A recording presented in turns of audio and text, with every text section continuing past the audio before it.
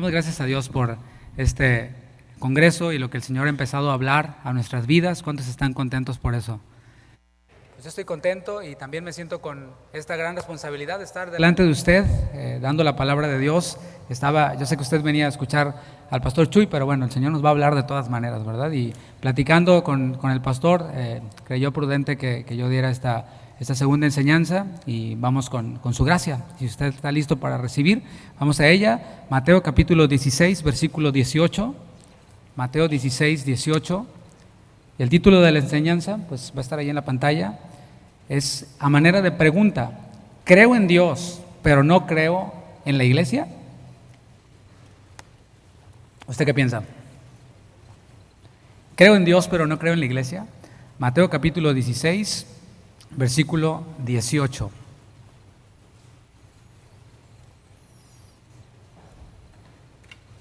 Si ya lo tiene, diga: ya lo tengo. Dice Mateo 16, 18: y yo también te digo que tú eres Pedro, y sobre esta roca edificaré mi iglesia, y las puertas del Hades no prevalecerán contra ella. Acompáñame a orar. Señor, muchas gracias. Una vez más venimos ante ti. Yo vengo ante ti en humildad, al trono de tu gracia, y junto con mis hermanos, poniéndonos de acuerdo, te pedimos, Señor, que me des sabiduría, claridad en mi mente, que sea tu gracia hablando. Mis fuerzas ahora no están al 100, pero, Señor, ahí en nuestra debilidad es en donde tu poder se perfecciona. Y te pido, Señor, que sea tu poder perfeccionándose a través de mí. Dame las palabras, dame la claridad, el entendimiento para poder explicar, y a mis hermanos, que ellos puedan con disposición recibir tu palabra y ser edificados. Habla, Señor, a nuestros corazones. Te lo pedimos en el nombre de Jesús. Amén. En el año 2021, Lifeway Research realizó un estudio con base en los datos de 36 denominaciones. Este estudio reveló que en 2019 más de 4,500 iglesias cerraron. 4,500 iglesias cerraron por completo, mientras que solo se abrieron 3,000 iglesias nuevas. 4,500 cerraron y solo 3,000 comenzaron. De acuerdo con una encuesta también realizada en 2020 por Barna Group, 1 de cada 3 cristianos practicantes abandonaron completamente la iglesia.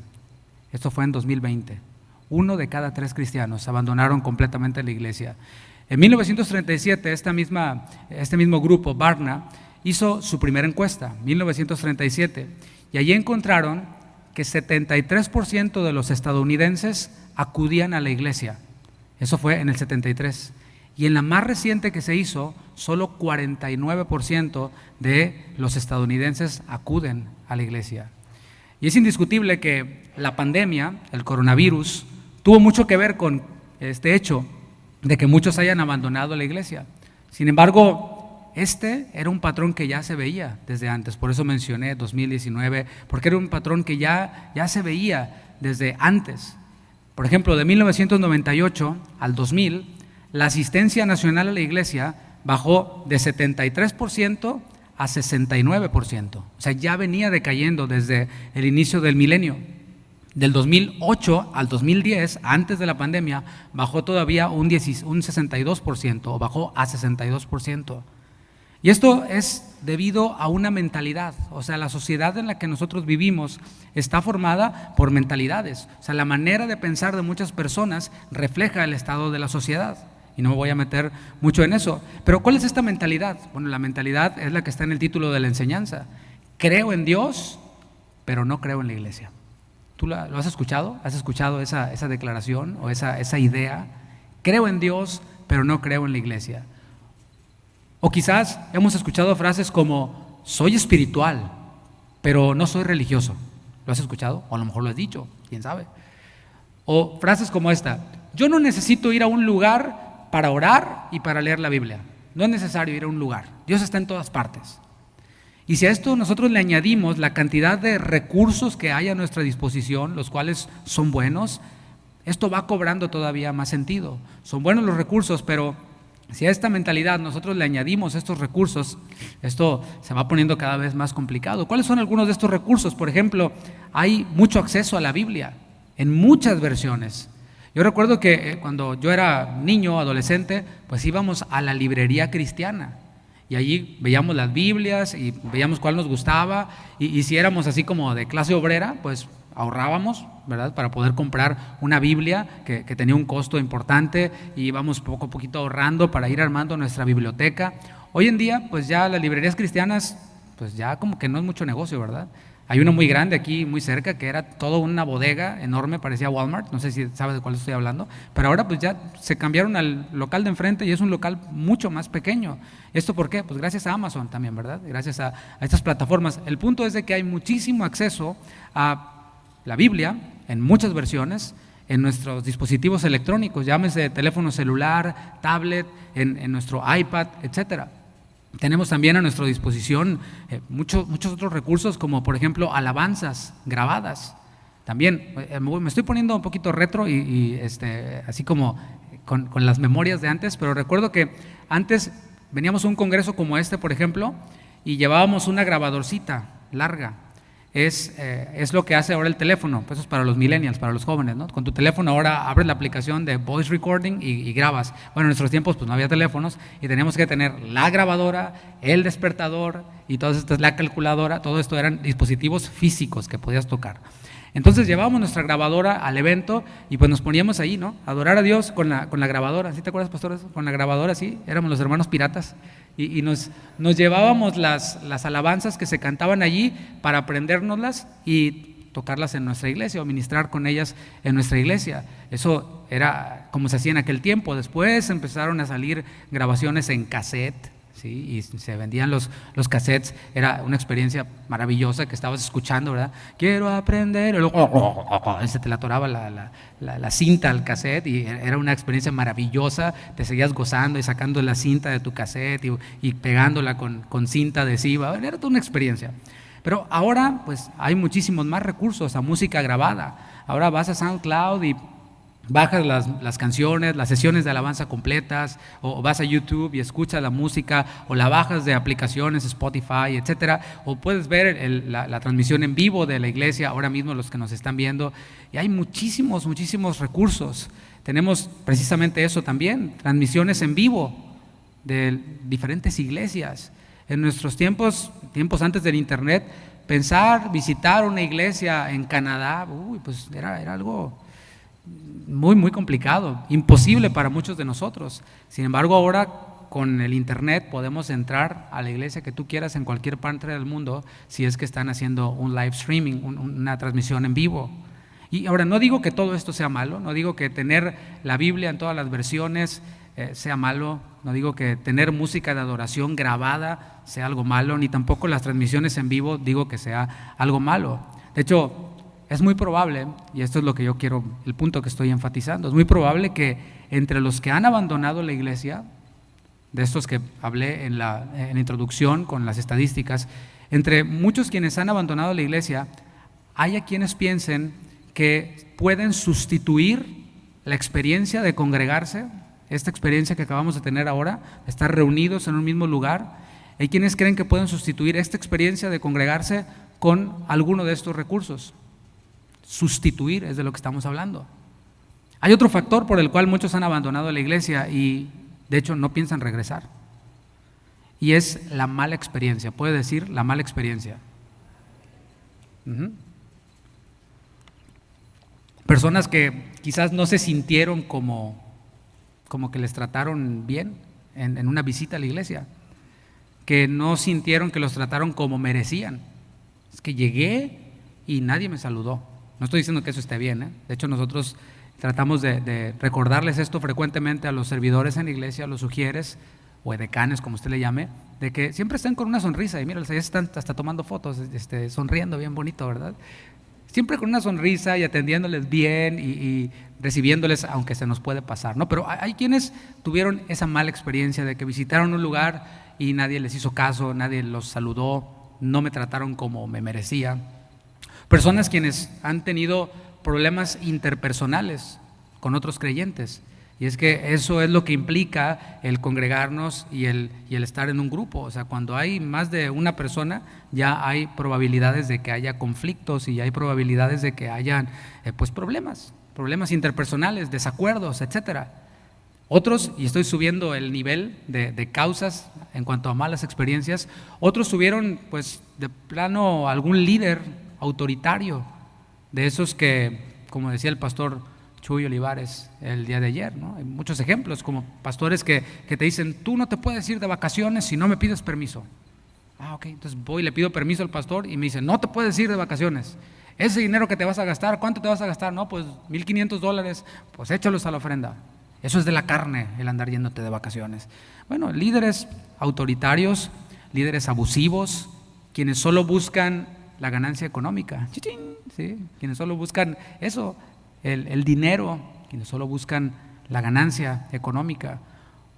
O también mala experiencia relacionada con pastores prominentes, quienes han caído en inmoralidad sexual, por ejemplo. Y esto, pues los medios de comunicación se encargan de difundirlo, de difundir casos como estos.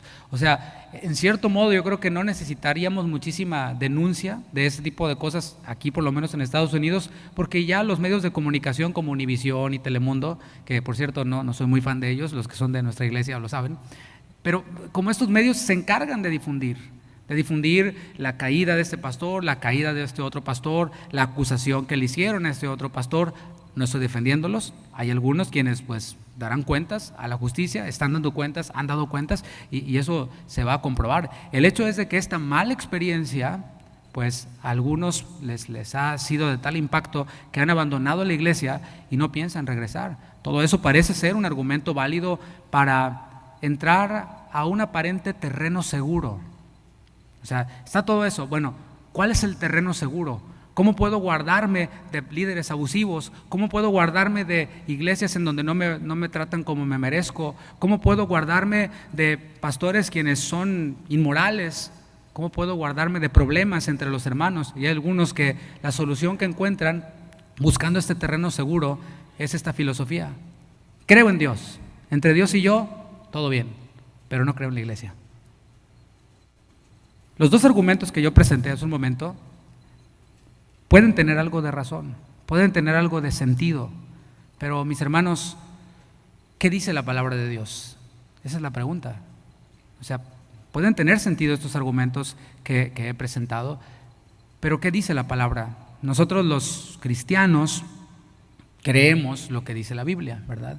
Ella es inspirada por Dios, cantábamos el día de ayer, es útil para instruir, para redarguir, para corregir, es una antorcha que nos guía en lugar oscuro, bueno, es lámpara a nuestros pies, es miel a nuestra boca. O sea, ¿cuántos creen eso? O sea, no hay error en la palabra, no se equivoca la palabra de Dios. Somos nosotros quienes nos equivocamos al ignorar la palabra de Dios. Entonces la pregunta aquí es, ¿qué dice la Biblia? Y nosotros como cristianos, si afirmamos esto, que creemos que la palabra es inspirada por Dios y que es la que nos guía, pues en todo lo que hagamos hemos de considerarla. Nuestras filosofías de vida, porque sí tenemos ciertas filosofías de vida, deben de fluir desde la palabra de Dios, no desde la mala experiencia. No desde lo que ha ocurrido, no desde etcétera, etcétera, lo que he mencionado. Debemos de ir a la palabra de Dios. Ahora leamos nuevamente Mateo 16, versículo 18. Mateo 16, 18 dice, y yo también te digo que tú eres Pedro, y sobre esta roca edificaré mi iglesia, y las puertas del Hades no prevalecerán contra ella.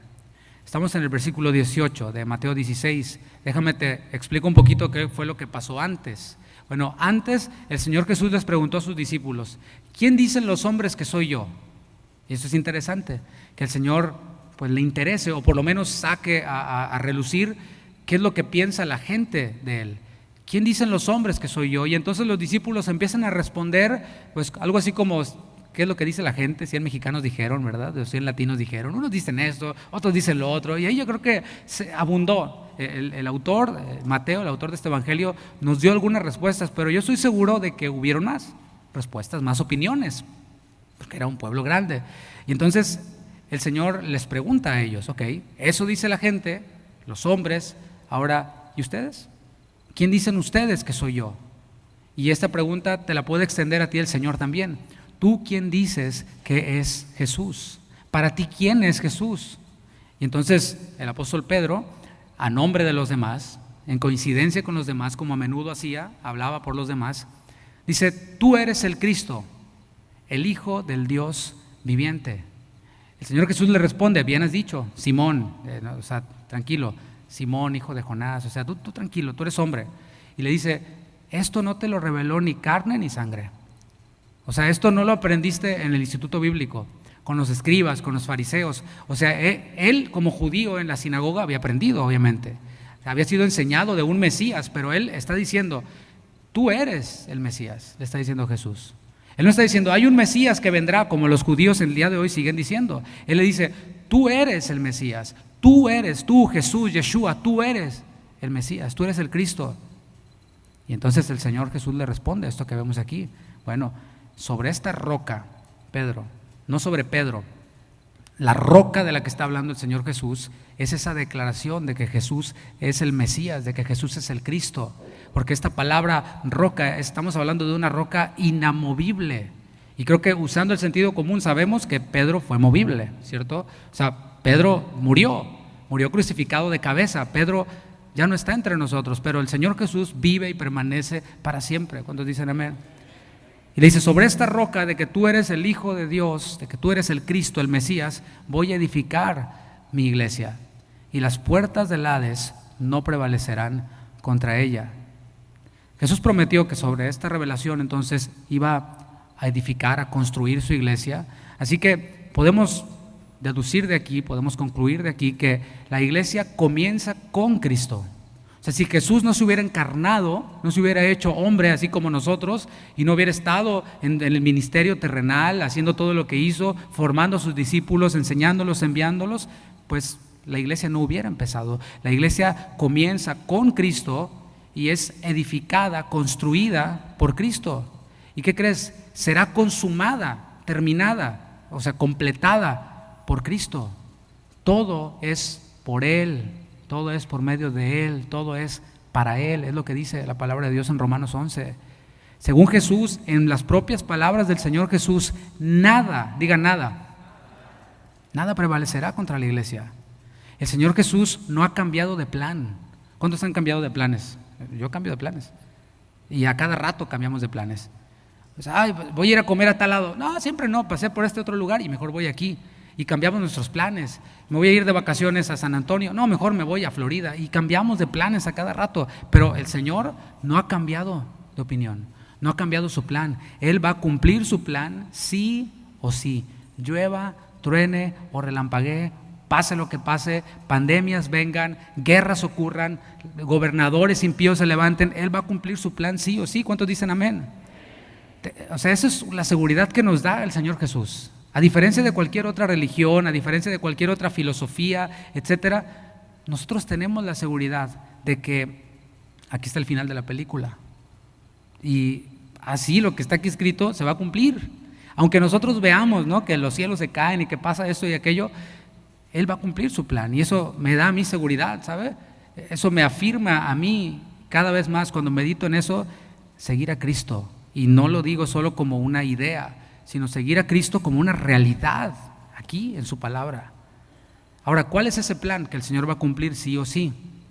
Bueno, el plan es presentarse a esta iglesia gloriosa, presentarse a esta iglesia sin mancha, presentarse a esta iglesia sin arruga ni cosa semejante. Es lo que dice Efesios 5:27. Yo te estoy diciendo el plan del Señor Jesús desde la palabra. No te estoy diciendo lo que yo creo que es el plan, lo que yo creo que va a pasar. No, dice Efesios 5:27 que Él se va a presentar esta iglesia gloriosa, santa, sin mancha, ni arruga, ni cosa semejante.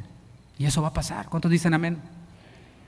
Aunque el enemigo y el mundo ataquen con todas sus fuerzas, podemos estar seguros de que la novia de Cristo, que es su iglesia, va a llegar a lo que vemos en Apocalipsis 19, las bodas del Cordero. Estas bodas se van a celebrar y la novia de Cristo va a presentarse allí, vestida de lino fino y resplandeciente. ¿Cuántos dicen gloria a Dios?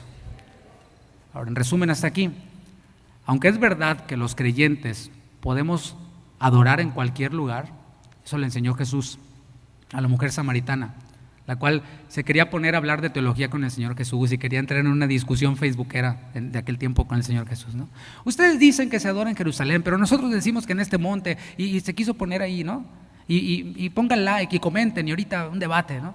Y el Señor Jesús le dice, tranquila, llama a tu marido. No estés levantando cortinas de humo filosóficas, teológicas, para ocultar al marido que tienes ahí, o al que no es tu marido, tu pecado. Y entonces ella reconoce, obviamente, ¿no? Y le enseñó allí, mira, la hora viene y ahora es, porque Jesús ya estaba entre nosotros, que los verdaderos adoradores adorarán al Padre en espíritu y verdad. Es verdad, podemos los creyentes entrar al trono de la gracia para hallar gracia para el oportuno socorro en cualquier lugar, en cualquier momento. Es verdad también que hay falsos maestros, es verdad que hay charlatanes, es verdad, hay cristianos que no adornan la doctrina, como dice la palabra. Me encanta eso, adornar la doctrina que está aquí. Sí, está la doctrina, pero yo con mi vida adorno esa doctrina, le doy sentido a eso que está ahí escrito. Somos cartas abiertas leídas por los hombres, es verdad, hay cristianos quienes no adornan la doctrina, y también es ciertísimo que el Señor no ha cambiado su plan. El Señor no ha cambiado su palabra en cuanto a la iglesia. El internet no ha cambiado la palabra de Cristo en cuanto a la iglesia. Una señal de inmadurez es anular la palabra por las circunstancias o por la experiencia. Y esto es lo que estamos enfrentando en esta idea, en esta mentalidad. Muchos dicen ser muy maduros y se jactan de ser maduros. Conocen la Biblia, pero a menudo la anulan y la tiran a la basura, la tienen por inmunda a causa de las experiencias o a causa de las circunstancias. Sin embargo, creo yo que con la ayuda de Dios hoy alguien podrá salir de la inmadurez. Es la idea, ¿no? Es la idea de venir a un evento como este. No a poner check-in y decir yo soy del Club Choy Olivares, ¿verdad? De los maduros, claro. Sino es el poder nosotros obtener recursos que nos lleven hacia la madurez espiritual. Vamos a comenzar por definir lo que es iglesia. ¿Qué es iglesia? Es la palabra griega eklesia y significa llamados fuera, ¿sí? Ek significa fuera y klesis significa llamamiento. Esto es en términos generales. Iglesia es igual a llamados fuera. También significa reunión, también significa asamblea. Es una reunión de personas, también significa eso. Así que la iglesia es el conjunto de creyentes en Cristo de todos los tiempos y de todas las naciones. Los que han sido llamados de las tinieblas a su luz admirable. Este pueblo, esta nación santa, este real sacerdocio, hemos sido llamados del reino de las tinieblas para ser insertados en el cuerpo de Cristo, para venir a ser parte del reino de Dios, el reino de los cielos. Esto es lo que Juan vio en Apocalipsis 7:9, para que nos demos una idea. Apocalipsis 7:9 dice: vi una gran multitud, la cual nadie podía contar, de todas las naciones, de todas tribus y pueblos y lenguas. Eso es lo que vio Juan en Apocalipsis 7. Y a esto se le llama iglesia universal, ¿sí? Esta gran multitud incontable de todas las naciones, de todas las tribus, de todos los pueblos y de todas las lenguas. También en la Biblia, esto es la iglesia universal, pero también en la Biblia encontramos de forma explícita y de forma implícita el concepto de iglesias, ¿sí? En plural, iglesias locales, iglesia universal en singular, iglesias en plural, ¿sí? Muchas iglesias. Es decir, la iglesia universal se manifiesta en iglesias locales, así como la que está aquí en Houston, por ejemplo, y otras iglesias locales. Tenemos, por ejemplo, las iglesias del Nuevo Testamento, iglesias, la iglesia de Jerusalén, la iglesia en Antioquía, las cuales eran distintas en formas, eran distintas por las personas que las formaban, en su cultura, etcétera, pero eran la iglesia de Cristo, eran parte de la iglesia de Dios. Tenemos la iglesia en Corinto, o las iglesias en Corinto, las iglesias en Galacia, las 7 iglesias de Apocalipsis capítulo 2 y capítulo 3, que son iglesias y que tienen diferentes cualidades, y de hecho el Señor les habló particularmente a cada una, el Señor Jesús, y vemos allí claramente esta idea de una de iglesias locales dentro de la Iglesia Universal. Veamos algunas características. Acompáñame a Hebreos capítulo 13, versículo 17. Algunas características que la Biblia nos muestra acerca de la iglesia local.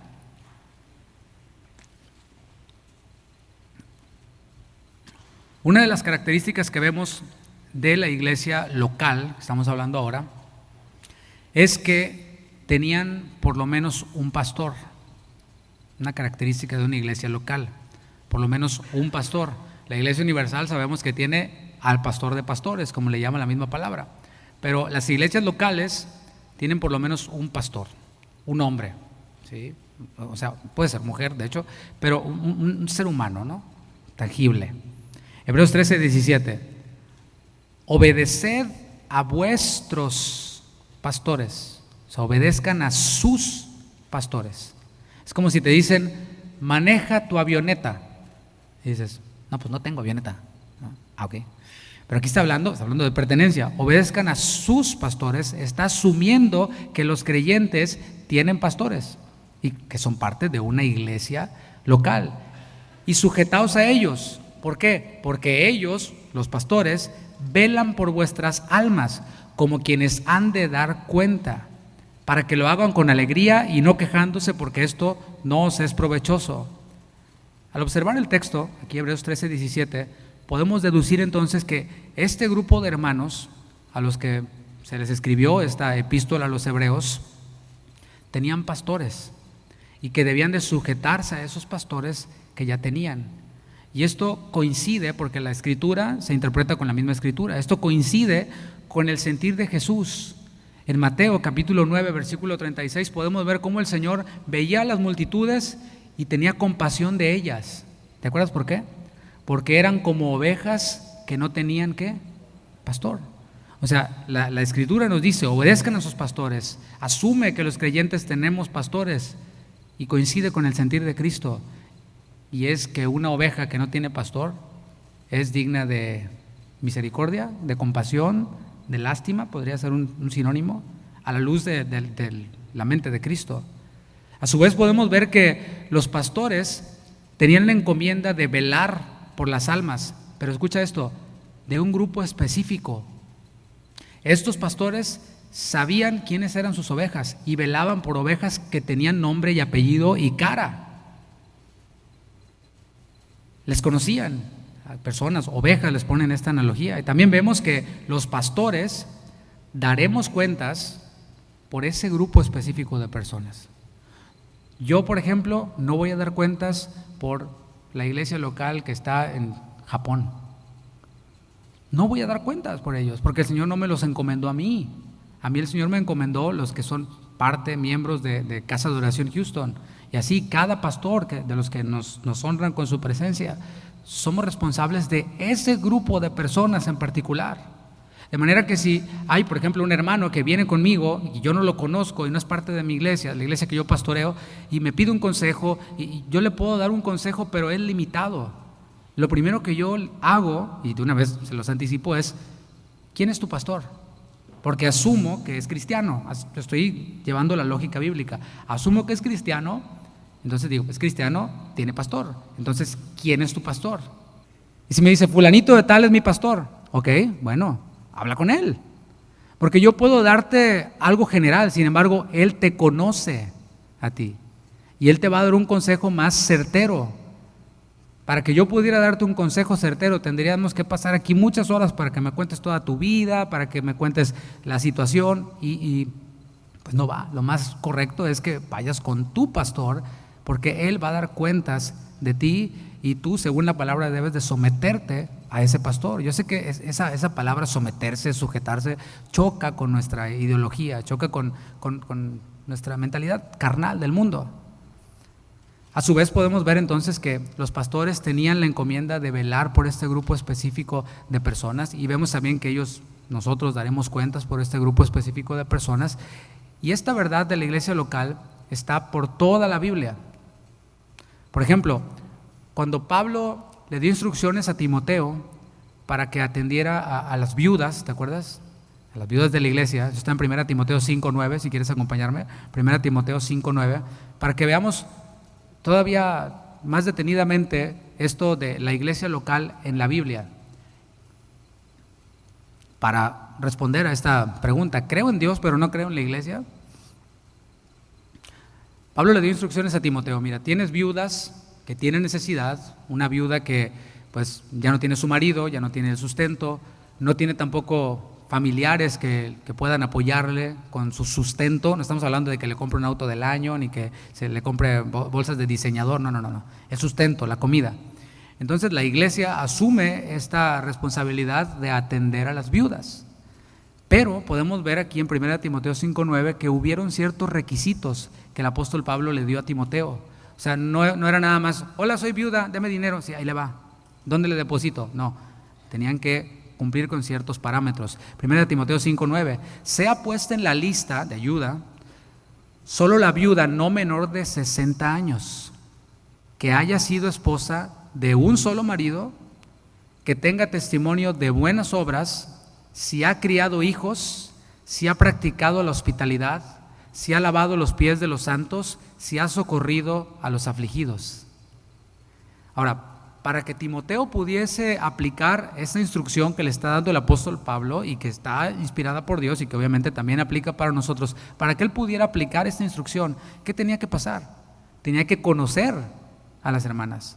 O sea, para que pudiera saber su edad, para que pudiera saber su estatus, ¿sí?, marital, si había tenido uno solo o dos solos, nos habla de que ya había un conocimiento, de que ya había una relación, ¿sí?, constante. Ahora, ya tenía que ver Timoteo, pues, si esta persona, esta viuda, había dado testimonio de buenas obras, porque hay unas que no tanto.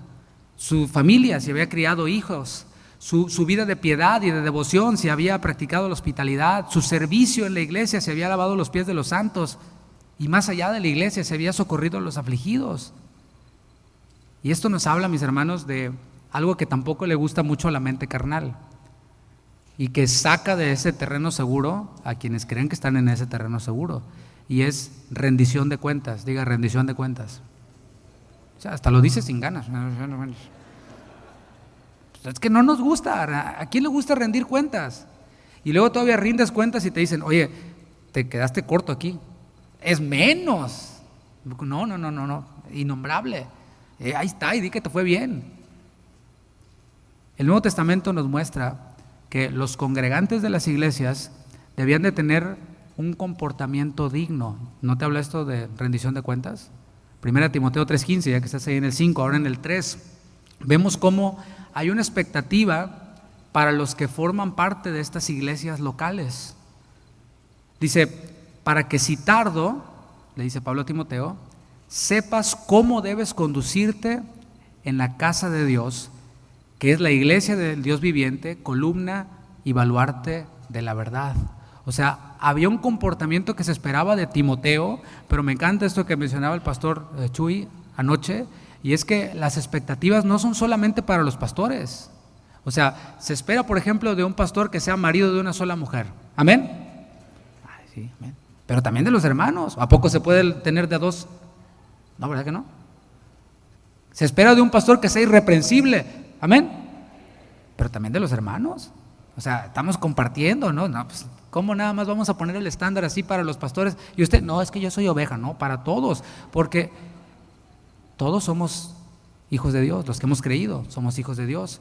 Y el Señor nos dice, sean imitadores de mí como hijos amados. A todos los creyentes. Ahora, con los ministros hay una responsabilidad porque estamos a la vista de todos, como decía el pastor ayer, nos están observando, ¿sí? Somos ejemplo. Incluso en este país todavía hay lugares, instituciones que le rinden cierto respeto a los ministros de culto y todavía nos dejan entrar a los hospitales. Hace poco fuimos a una clínica, el pastor Juan y yo, a orar por la tía de un hermano de aquí en la iglesia y llegamos, presentamos nuestra credencial, dijimos, nos identificamos, dijimos a qué íbamos y nos dieron amablemente la oportunidad de orar por la enfermita que estaba allí y por otros que estaban allí familiares, también oramos por ellos de una vez y les presentamos el plan de salvación.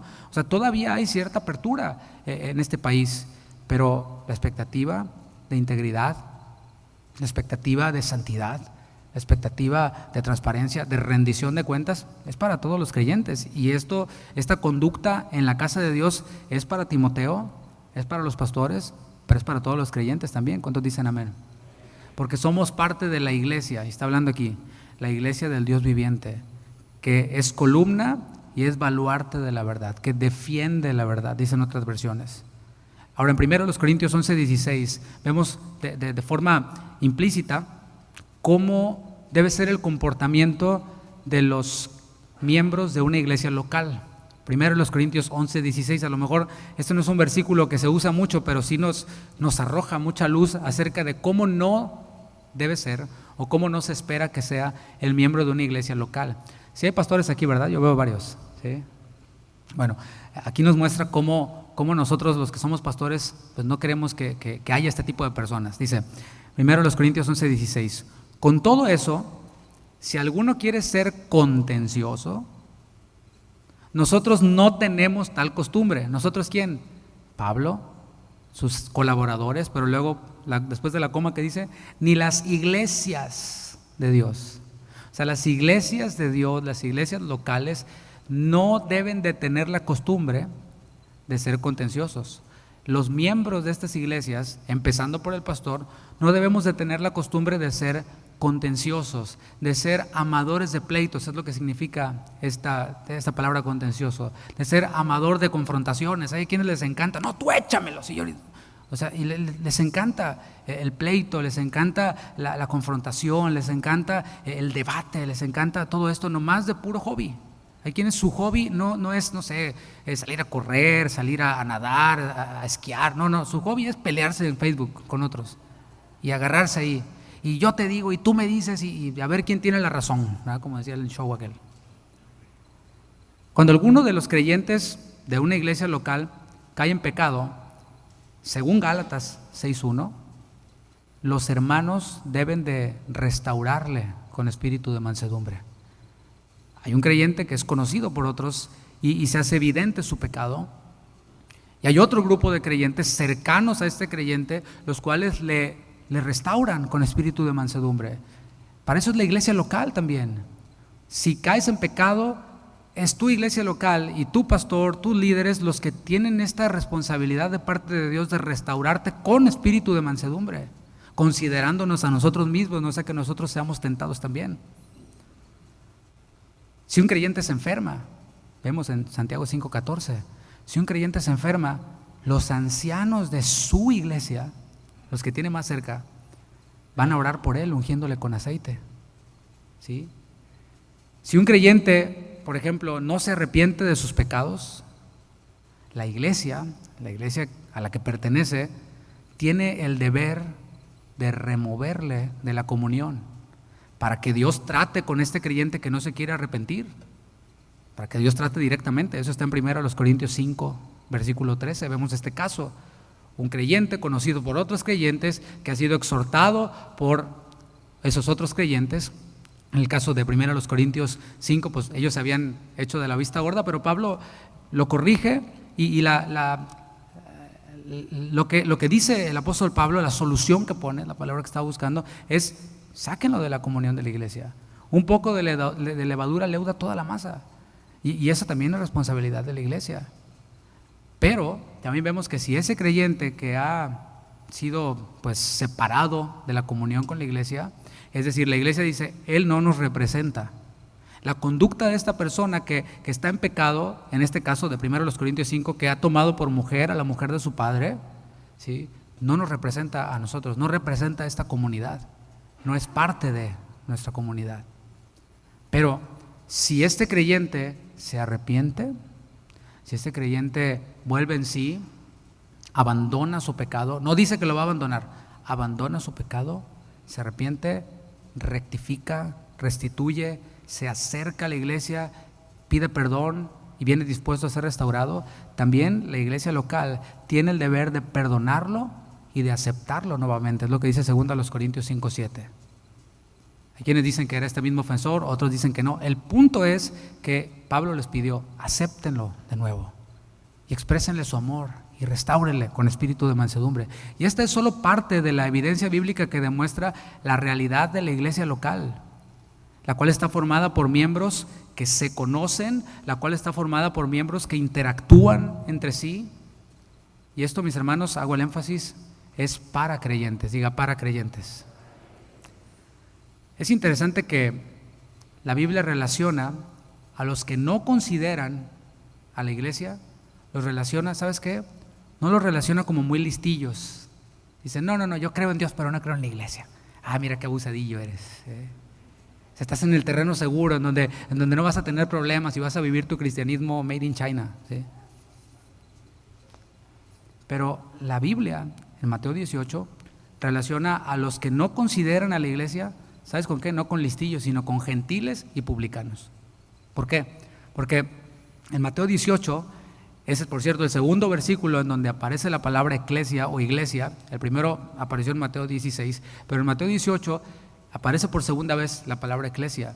Y allí el Señor está hablando de disciplina en la iglesia, lo cual, si tú eres de esta mentalidad de creo en Dios pero no creo en la iglesia, pues le vas a tener que arrancar Mateo 18 a tu Biblia. Pero el Señor Jesús les está tratando este tema de la disciplina, el cual es extenso. El punto es de que si ya fuiste a solas, no quiso ir, ya fuiste con 1 o 2 testigos, no quiso arrepentirse este otro creyente, ya fuiste y lo dijiste a la iglesia y no quiere arrepentirse porque no considera la exhortación, el llamado de un grupo de creyentes que le conocen y a los que ellos conocen, ¿sí? El Señor dijo, si no los oyere a ellos, ¿ellos quiénes? O sea, iglesias en línea por todo el mundo, pues no, ni los conoces ni te conocen, sino si no los oyere a ellos, dilo a la iglesia, y si no oyere a la iglesia, tenle por gentil y publicano. Esa palabra oír es la palabra parakouo y significa ignorar, es una sola palabra.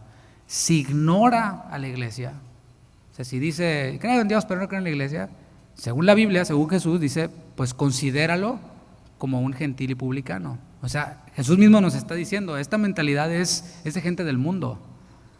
O sea, yo veo esto, mis hermanos, es una realidad que no está fácil rendir cuentas, no está fácil estar dispuesto a que te exhorten, no está fácil estar dispuesto aun que te separen de la comunión.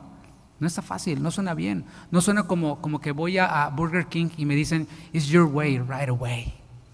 O sea, no suena como the customer is always right, el cliente siempre tiene la razón. No suena así, pero la Biblia no es un manual de servicio al cliente, ¿verdad que no? Es la palabra de Dios. Ahora, ¿por qué un creyente debe ir a la iglesia?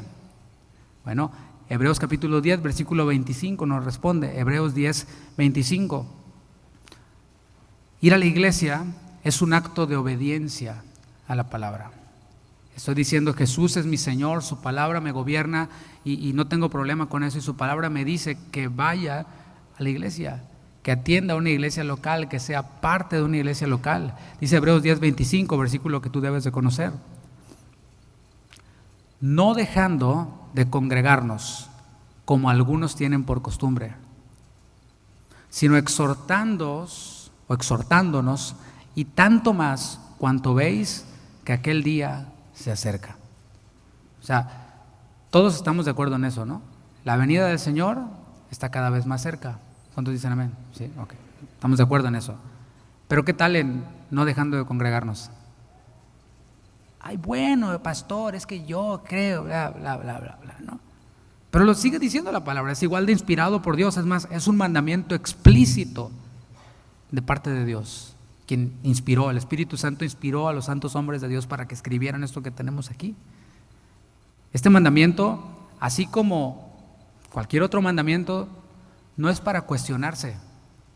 O sea, el Señor da el mandamiento y dice, harás esto. Ay, ¿por qué? Este mandamiento, igual que los otros mandamientos, no son para cuestionarse. No tendrás dioses ajenos delante de mí. Ay, ¿por qué, Señor? Todos los tienen. Y es que, etcétera, etcétera, es que yo tengo necesidad, es que si no tengo a otros dioses, pues voy a tener problemas, como era el caso de los Gálatas. Si ellos no adoraban a otros dioses, pues tenían que mostrar un permiso, una excusa para no adorarlo, y era ser judíos, la circuncisión. ¿Sí? O sea, no podemos decir eso, es lo obedeces o no lo obedeces. Los mandamientos no son para anularse. Bueno, eso fue antes, ahora ya no. Ahora es el internet, la era del internet, ahora son otros tiempos, son otras situaciones. No, este mandamiento no se anula, este mandamiento tampoco se ignora, porque a veces vemos el mandamiento y simplemente le hacemos como que la Virgen te habla, ¿no? Así como, ¿por qué no hacemos eso con un stop sign, con un alto y está el policía ahí y te haces como que no lo ves? Pues el policía se hace como que te da un ticket, ¿verdad? Como que te da una multa. Los mandamientos del Señor son no para cuestionarse, para anularse o ignorarse, sino para obedecerse. ¿Sí? Y no estoy hablando de una gran verdad teológica, o sea, con eso tenemos para entretenernos muchísimo. ¿Cuántos dicen amén? La obediencia a este mandamiento debe de ser una obediencia constante. O sea, no es, ya lo obedecía, yo me congregué mucho, allá en los 70s iba a una iglesia y todos los días, ya lo hice, ya lo cumplí. Asignatura cumplida para mí. Ahora, pues ahora ya, usted sabe. No. Es un mandamiento que debe de ser cumplido constantemente. Tampoco es cumplir por cumplir. O sea, no, está bien, pues ya, puedes checar tarjeta. Y me aparezco como tipo presidente, nomás cada 4 años, ¿no? O sea, o cada que venga el pastor Chuy. Perdón.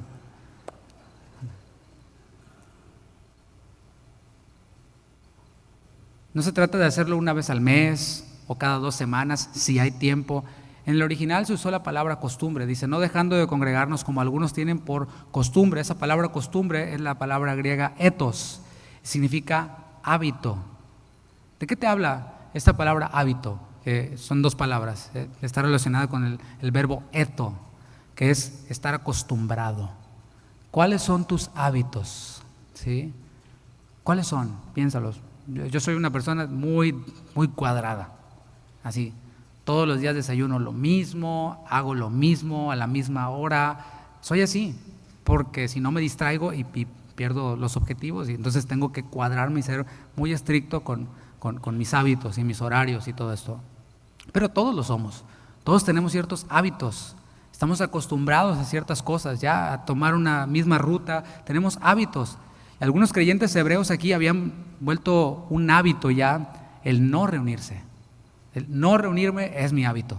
O sea, en todas mis actividades, ir a la iglesia no figura para nada. En mi agenda no está el reunirme, mucho menos es una prioridad. No, si ni siquiera es parte de mi agenda.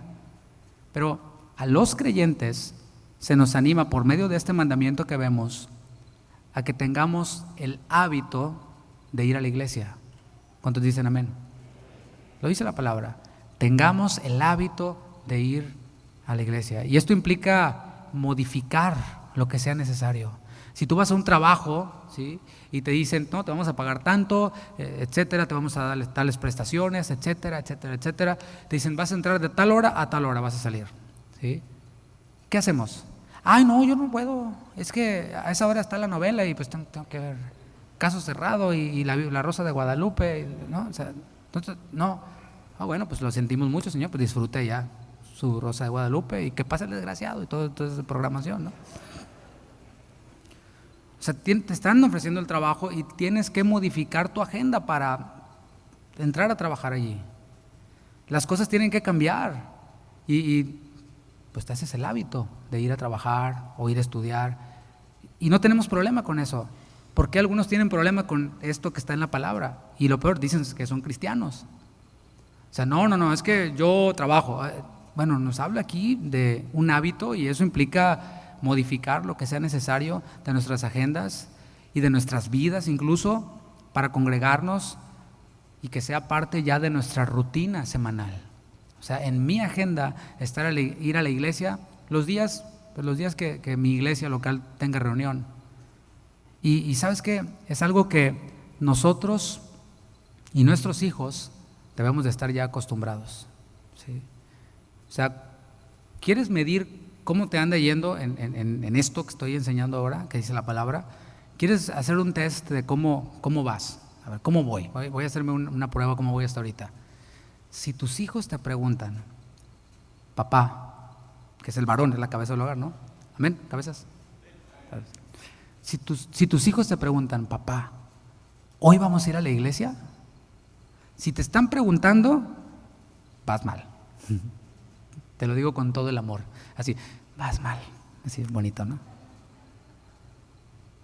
porque ya no deberían preguntarlo, ya se están vistiendo o ya están preparándose. Es más, ya están emocionados por ir a la iglesia. O sea, el guiarnos por creo en Dios pero no creo en la iglesia, si tienes hijos, afecta a tus hijos. Y Jesús dijo: dejad a los niños venir a mí y no se los impidáis. ¿Dice o no dice? Unos versículos antes de este versículo, allá en Hebreos 10, pero el versículo 23 habló de constancia. Estamos hablando de hábitos, el hábito de reunirme, pero nos habló también de constancia. Constancia en la vida espiritual, o sea, lo que rodea la vida de un creyente. Hebreos 10:23 dice: mantengamos firme, sin fluctuar, la profesión de nuestra esperanza, porque fiel es el que prometió. ¿Cuántos dicen amén? Y decimos amén cuando leímos este versículo.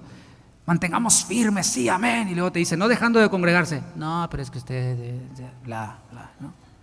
Se nos baja así la emoción. O sea, la Biblia es emocionante. A mí me emociona esto, y me emociona también, así como el salmista decía: yo me alegré con los que decían, a la casa de Jehová iremos. O sea, implica emoción para los creyentes. Siempre que Dios nos da un mandamiento, mis hermanos, es para nuestra bendición. O sea, porque está el mandamiento allí. Y a lo mejor sientes como que, ay, qué duro lo que está diciendo el pastor. Bueno, no es de parte mía. No sé, a lo mejor yo pudiera idear un plan, ¿verdad, pastor? Como estábamos hablando el otro día, de otro pastor, ¿no? Que no, pon en línea nomás, ahí desde la casa, mándenme sus ofrendas por aquí y yo les aconsejo por aquí y nunca nos vemos, cada quien. ¿Sí? Funcionó durante la pandemia, ayudó para que pues, no se dispersara la iglesia, pero ya vamos a Walmart, ya vamos al cine, ya vamos al partido de los Astros, etcétera. O sea, ya. Pero siempre que vemos estos mandamientos son para bendición nuestra. O sea, no es para bendición de Dios, ¿verdad que no? O sea, Dios no necesita, ay, que mi hijo se congregue para yo ser más Dios. O sea, que hasta herejía suena eso, hermanos. Él no necesita que nosotros nos congreguemos, Él no necesita que nos dejemos pastorear, Él no necesita que nos dejemos restaurar. Él es Dios. Cristo no necesita eso. Él, final de la película, se va a presentar a esta iglesia gloriosa. La pregunta es: ¿soy yo parte de esa iglesia o no soy? ¿Semos o no semos? Como dijeron allá, ¿verdad? Y esto es algo de lo cual nosotros le enseñamos a nuestros hijos. En la obediencia hay bendición. Repite, Junior: en la obediencia hay bendición. ¿Sí? O sea, y se los enseñamos. Pero es necesario que nosotros nos dejemos transformar por medio de la renovación de nuestro entendimiento, como dice Romanos, que nos dejemos transformar. Sí, están las circunstancias, sí, están todos los problemas, están las malas experiencias, sí, pero Romanos 12:2 me dice: no se conformen, lo cantábamos hace rato. No se dejen moldear por este mundo, por las filosofías que pueden sonar bien y que pueden tener algo de verdad, ¿sí? Pero cuando nosotros apartamos una verdad, ¿sí? de que está aquí, de toda la verdad, estamos haciendo una herejía. Eso es el original, jairesis, separación. Y pues eso es obra de la carne. Las herejías están entre las obras de la carne. Es necesario que nos dejemos transformar, que comencemos a pensar de acuerdo a la palabra, que desde el conocimiento de la palabra construyamos nuestras acciones, construyamos hábitos que serán para nuestra bendición y para la bendición de nuestra familia. ¿Cuántos dicen amén?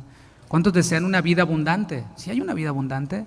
¿Cuántos desean una familia que esté llena del Espíritu, como habla Efesios? Sí, o sea, yo lo deseo.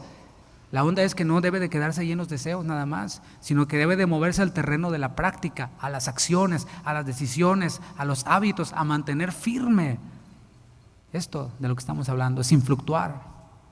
Y ese es mi siguiente punto. Primero los Corintios 14:26, vámonos un poquito más rápido.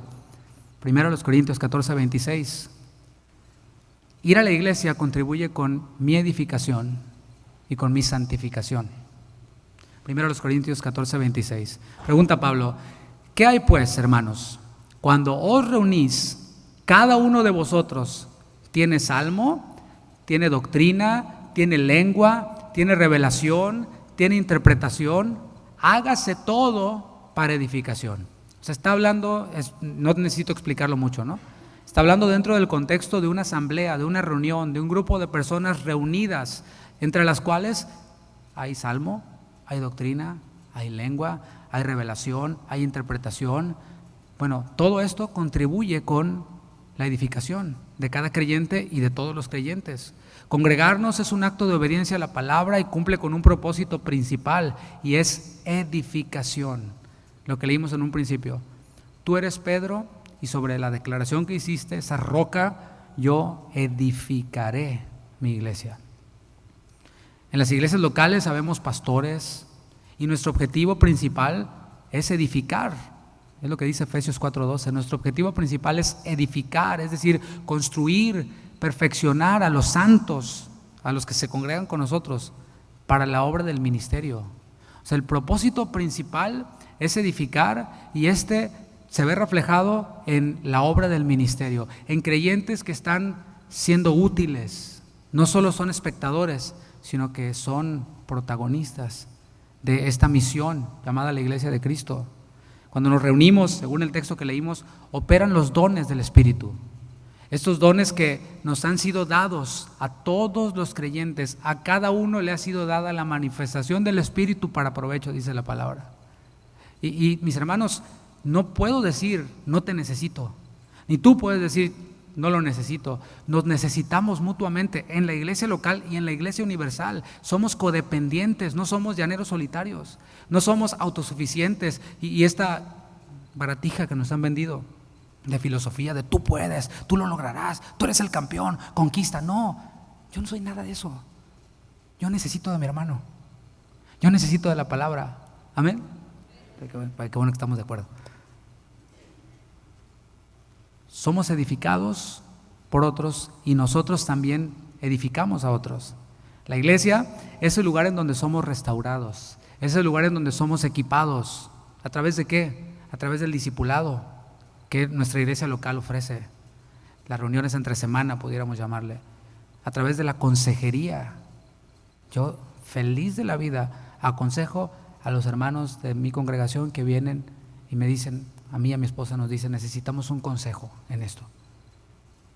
No, y se los he dicho y se los repito ahora delante de muchos testigos que no son quizás de la iglesia. No piense, está muy ocupado el pastor. Sí, estoy muy ocupado, pero siempre voy a tener tiempo para usted, con todo el amor de mi corazón, y mi esposa también. Así que sáquese esa idea, que eso no sea una excusa para no venir y pedir un consejo. Lo hacemos, para eso estamos. Es aquí, es en la iglesia local en donde recibimos consejería para dirección y para restauración, y es en la iglesia local en donde oramos los unos por los otros, y esta oración que también hacen otros por nosotros, ¿cierto? Y todo eso tiene que ver con la voluntad de Dios, todo eso contribuye con la voluntad de Dios. ¿Cuál es la voluntad de Dios? De forma explícita está ahí en 1 Tesalonicenses 4:3. Dice, pues la voluntad de Dios es vuestra santificación. Y no solo es la voluntad de Dios, es también la oración de Jesús. En Juan 17:17, el Señor Jesús oró al Padre para que Él nos santificara en su verdad, esto es, en su palabra. Así que si creemos en Dios y en su palabra, hemos de saber que es su voluntad que seamos santos, e ir a la iglesia, según 1 Timoteo 3:15, la iglesia es columna y baluarte de la verdad. O sea, coincide, ¿cierto?, con la voluntad del Señor. El hábito de congregarnos abre también la oportunidad para que tengamos compañerismo con otros creyentes. Yo sé que esto es distinto aquí en este país, pero que estemos en otro país no anula la realidad de que necesitamos tener comunión con otros, con otras personas. Y pues congregarnos abre esa oportunidad para tener compañerismo con otras personas que son de nuestra misma fe, que son nuestros hermanos, son hijos de Dios. Por ejemplo, en la iglesia de Jerusalén, en Hechos capítulo 2, vemos que estos creyentes que estaban ahí se reunían cada día en el templo. Cada día se reunían en el templo. Había una regularidad, y que tenían todas las cosas en común, empezando por querer ir al templo, ¿cierto? Esta comunidad de creyentes de ahí de Hechos 2 se reunían en la iglesia, pero también se reunían en las casas. O sea, había un seguimiento después de la reunión, un compañerismo, deseaban estar juntos, compartían los alimentos y lo hacían con alegría y con sencillez de corazón. En la iglesia es en donde hacemos verdaderos amigos, ¿sí? Estas son de las bendiciones, ya que en la obediencia hay bendición. Ahora yo te estoy presentando las bendiciones que nos trae obedecer. Vamos a encontrar amigos verdaderos. Ay, no, es que a mí me traicionaron. La palabra, vamos a la palabra. Proverbios 27:6 nos enseña de que amigo es el que nos dice la verdad. No es el que nos tapa, el que nos solapa, sino es el que nos dice la verdad. Y aunque nos hiera, sí, mejores son las heridas del que ama que los besos del que te traiciona. A la iglesia vamos para recibir, ¿sí? Recibimos a la iglesia, pero vamos también para dar. Y eso es algo que se tiene que trabajar mucho, que tenemos que enseñar mucho y que tenemos que reiterar y reiterar y reiterar. No vengas a la iglesia con la perspectiva de recibir, de consumidor, porque Jesús dijo, mejor es dar que recibir. Así que vengamos a la iglesia o ve a tu iglesia de la que tú seas parte para dar también, no solo para recibir. Hebreos 10:24 dice, considerémonos unos a otros para estimularnos al amor y a las buenas obras. Cuando nosotros nos congregamos, expresamos interés por nuestros hermanos. O sea, voy a la iglesia, sí, voy para adorar a Dios, voy para recibir la palabra, pero también para ver cómo está mi hermano. Que supe que está enfermo y quiero saber cómo está, si ya está sano o si puedo ayudarle en algo. ¿Te fijas? Eso es una relación, es expresar interés, no nada más en mí. No tengo muchas cosas que hacer, ya me tengo que ir. No. El mundo no gira alrededor de mí, sino que yo voy y puedo interesarme por mis hermanos. Y tan solo con el hecho de ir, estoy expresando este interés por ellos. Y también nos exponemos para que otros se preocupen por nuestras vidas.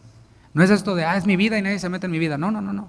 Ser parte de la iglesia nos expone a esto de ser cartas abiertas, si lo es afuera, dentro también. Es en donde vamos a encontrar el consejo, el ánimo para estimularnos al amor y a las buenas obras. Nuestro deber unos con otros es animarnos a vivir en amor, animarnos a vivir en santidad. Estas buenas obras, las cuales Dios preparó de antemano para que anduviésemos en ellas. Y como podemos ver nuevamente, la iglesia implica rendición de cuentas. Se trata de ser transparentes con nuestros hermanos. No es, ¿cómo estás? Bien, por los siglos de los siglos, amén. Okay. Sino ser transparentes con nuestros hermanos, ser transparentes con nuestros pastores para que ellos nos estimulen, para que ellos nos exhortan. Porque ¿cómo te voy a exhortar si estás bien por los siglos de los siglos? Amén.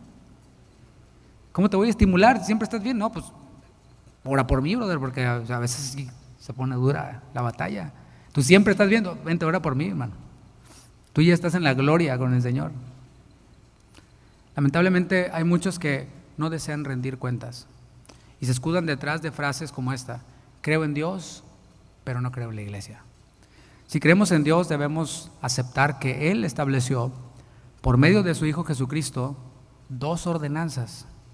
Una, el bautismo, y otra, la cena del Señor. ¿Sí? Estas ordenanzas, si usamos el sentido común, sabemos que estas ordenanzas se practican en comunidad. Se animó que te bautices a ti mismo, ¿no? Solito. Yo me bautizo en el nombre del Padre, ¿no? O que tomes la cena del Señor tú solo. Pues está ahí, dice, ustedes cuando tengan esta cena, cuando conmemoren esto, se está hablando en plural. Estas ordenanzas se practican en comunidad, esto es dentro de la iglesia, es la primera plataforma en donde se practican. Ahora, en cuanto a la adoración, cada creyente ha sido lavado con la sangre de Cristo. Puede entrar al lugar santísimo libremente en cualquier momento, como dice Hebreos 10:19. Podemos expresarnos al Señor con cánticos espirituales, con alabanzas. Podemos hacerlo en nuestra intimidad con el Señor. Pero observemos algo, Efesios 5:19, te lo leo por cuestión de tiempo y va a aparecer ahí, dice, hablando entre vosotros. ¿Te fijas? Sí, en lo individual, pero también entre vosotros, cuando estamos congregados, con himnos y cánticos espirituales, cantando y alabando al Señor en vuestros corazones, desde nuestro corazón, fluyendo desde nuestro corazón, cantando todos juntos. ¿No es maravillosa la experiencia de adorar a Dios todos juntos? No es igual en la transmisión en vivo, soy todo acartonado el sonido ahí en la tele, ¿verdad? Hay más tentación a distraernos. Si estás ahí, puedes poner la tele y ok, lo voy a hacer como estoy en la iglesia y estás aplaudiendo y todo, pero suena el teléfono o tocan el timbre, ya te llegó el paquete de Amazon y bueno, ahorita vengo.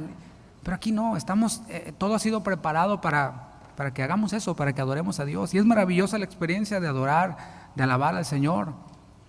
La palabra nos manda a que lo hagamos también reunidos con otros cristianos, el cantar, cantando entre vosotros, hablando entre vosotros. Para concluir, mis hermanos, si tú habías abrazado esta idea, creo en Dios, pero no creo en la iglesia, y hoy has sido convencido por el Espíritu Santo a través de su palabra, yo te animo a que tomes una decisión. Ese es el propósito de esta enseñanza, animarte, darte argumentos bíblicos para que tomes una decisión, la decisión de congregarte. Comienza a buscar una iglesia. Si no eres parte de ella, comienza a buscarla y hazlo de manera diligente, así como cuando estás buscando un par de zapatos o algo específico, dale esa prioridad y empieza a buscarlo de manera constante, insistente. Y en tu búsqueda considera la declaración de fe de las iglesias las cuales visitas. Revisa eso, revisa en qué creen, en qué no creen. Visita por un tiempo. Por supuesto, considera la guía de Dios y visita no para encontrar defectos, ¿sí? Porque no hay iglesia perfecta y las iglesias del Nuevo Testamento nos dan la evidencia de que no eran perfectas. Así que no vayas para encontrar defectos. Y había, a ver aquí que, no, sino ve pidiéndole a Dios, Señor, ¿es este el lugar del cual tú quieres que yo sea parte? Ve para conocer, que sea el Señor guiándote. Una vez que encuentres esa iglesia, comprométete allí, sé fiel con tu asistencia, interesándote por otros, sé fiel en tus ofrendas. Eso es estar plantado. ¿Sí? Hay pues, plantas que están en una maceta, pero no crecen mucho. O sea, cuando se cava profundo y se echan raíces, crecen grandes árboles que dan maravillosos frutos. Y así igual con nosotros, solo plantados vamos a dar fruto, solo plantados vamos a echar raíces y vamos a fructificar. El árbol cuando da fruto, pues no se come el árbol su mismo fruto, ¿se entiende? Sino es para que otros disfruten de este fruto. Así que ese es mi último consejo. Cuando encuentres esa iglesia, cuando te comprometas ahí en tu iglesia, también está dispuesto a servir en esa iglesia. ¿Sí? Que otros disfruten, porque mejor es dar que recibir, como citamos. Disponte para servir allí en donde haya necesidad. No, este es mi currículum, pastor, eso es lo que yo sé hacer, sino en donde haya necesidad. Y al estar atendiendo con regularidad nos vamos a dar cuenta de cuáles son las necesidades.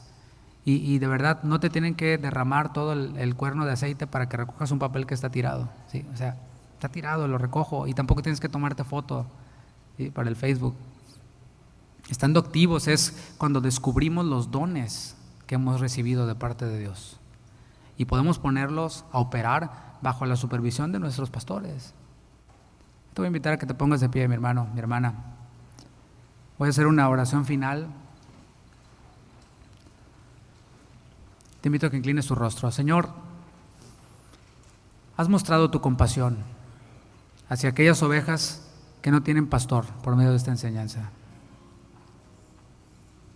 Gracias, Padre, por ayudarnos a derribar estos argumentos que se levantan contra tu voluntad. Argumentos como este: creo en Dios, pero no creo en la iglesia. Y ahora que cada uno de los que estaban apartados de la comunión, que puedan llevar cautivos estos pensamientos a la obediencia de tu Hijo Jesucristo. Es mi oración hacia ti, Señor. Espíritu Santo, guía a mis hermanos.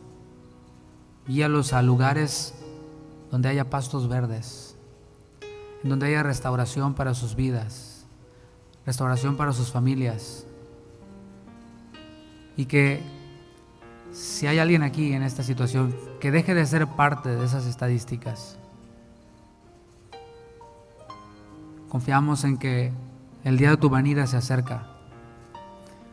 Y queremos que cuando tú llegues nos encuentres en comunión los unos con los otros. Que nos encuentres estimulándonos al amor y a las buenas obras, no aislados, culpando circunstancias, culpando cosas, situaciones, experiencias, sino que nos encuentres cumpliendo tu voluntad, Señor, porque tú vienes pronto. Levanta tus manos, mi hermano, y dile: gracias, Señor, gracias por haberme injertado en tu cuerpo. Al recibir perdón de pecados, he recibido vida eterna. Pero esa nueva vida viene con nuevos hábitos, viene con nuevos propósitos. Es una nueva vida, una nueva agenda. Y Padre, estoy dispuesto a obedecerte. Habla con Él y puedes expresarle a Él ahora mismo: Señor, esto es lo que voy a renunciar. Voy a renunciar a esto, para obedecer tu palabra.